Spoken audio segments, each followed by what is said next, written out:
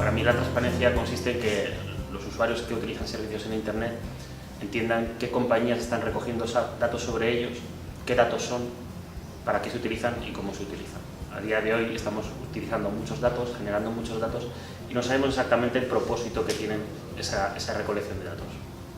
La mínima transparencia que yo creo que es necesaria es que los usuarios entiendan qué está ocurriendo con sus datos y para qué, sobre todo, cuál es el propósito de esos datos. Muchas empresas se preocupan de decir que son transparentes, pero en realidad, porque ofrecen a los usuarios muchas opciones que les permiten configurar ciertas cosas, pero a la hora de la verdad muchas de esas opciones están ocultas y simplemente le dan al usuario una sensación de falsa seguridad, cuando en realidad a veces simplemente lo que hacen es no utilizar esos datos para ofrecer anuncios personalizados, pero siguen recolectando los datos. Muchas veces la información que se da a los usuarios es confusa, llena de términos técnicos y les crea, creo que es peor todavía, les crea una falsa sensación de seguridad cuando en realidad esa información sobre ellos se sigue recogiendo, solo que no se está utilizando para ciertos propósitos. Yo creo que la mayoría de los usuarios no son conscientes de verdad qué impacto tienen los datos que están dejando en Internet. Por ejemplo, muchos usuarios utilizan Facebook y en Facebook tú puedes dar información sobre ti, puedes dar información sobre tu edad, la ciudad donde vives, si estás casado o no. Y tal vez tendemos a pensar que Facebook utiliza esa información para ponernos anuncios sobre cómo somos, pero si de verdad vemos cuando un anunciante quiere poner anuncios en Facebook, no solo le deja elegir por esos segmentos, le deja elegir, por ejemplo, poner anuncios solo a personas que estén de viaje, a personas que viajan frecuentemente. En Estados Unidos, por ejemplo, permiten poner anuncios a personas de una etnia o a personas que tienen un nivel de ingresos entre dos baremos. Eso evidentemente es algo que tú no le has dicho a Facebook y eso es algo que se está utilizando. Muchos usuarios no son conscientes de eso. Yo creo que eso es lo que le falta a los usuarios, entender de verdad la capacidad que tienen las empresas de saber información sobre ellos sin que ellos sean conscientes. Muchas veces hasta las empresas saben más información, conocen más sobre mí que yo mismo.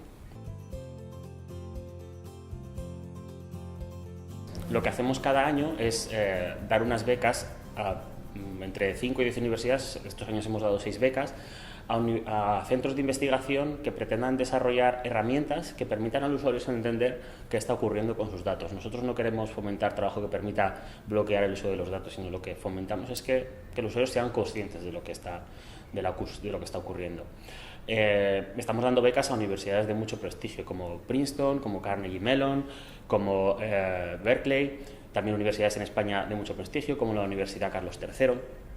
Y lo que tratamos de hacer con esas becas es centrarnos en aquellas áreas en las que vemos que hay más falta de transparencia. Pues, por ejemplo, una de ellas es en las aplicaciones móviles. Pues en las aplicaciones móviles lo que vemos es que una vez que te instalas una aplicación móvil, aceptas ciertos permisos y a partir de ahí esa aplicación móvil puede hacer lo que quiera con esos permisos. Es decir, si una aplicación móvil digo que quiero que pueda usar mi localización y puede utilizar Internet, yo en realidad puedo pensar que la está utilizando, pues, por ejemplo, una aplicación de mapas, pero nada evitaría que esa aplicación pudiera mandar mi localización a 1000 sitios distintos. Entonces hemos lanzado varios proyectos en esta línea de identificar qué está pasando de verdad una vez que me instalo una aplicación móvil y ver si esa información mía personal se manda a muchos más sitios más allá de lo que yo pienso. Y lo que hemos encontrado es que, en efecto, es así, viendo aplicaciones como, por ejemplo, una linterna que manda mi identificador de dispositivo a 11 sitios distintos. También hemos trabajado mucho en el mundo de la publicidad, entendiendo cómo funciona, intentando entender o que los usuarios entiendan cómo funciona el mundo de los anuncios online. Por ejemplo, el proyecto de la Universidad Carlos III lo que pretende es que los usuarios entiendan el dinero que están generando para Facebook cada vez que ellos ven un anuncio o cada vez que hacen clic en un anuncio.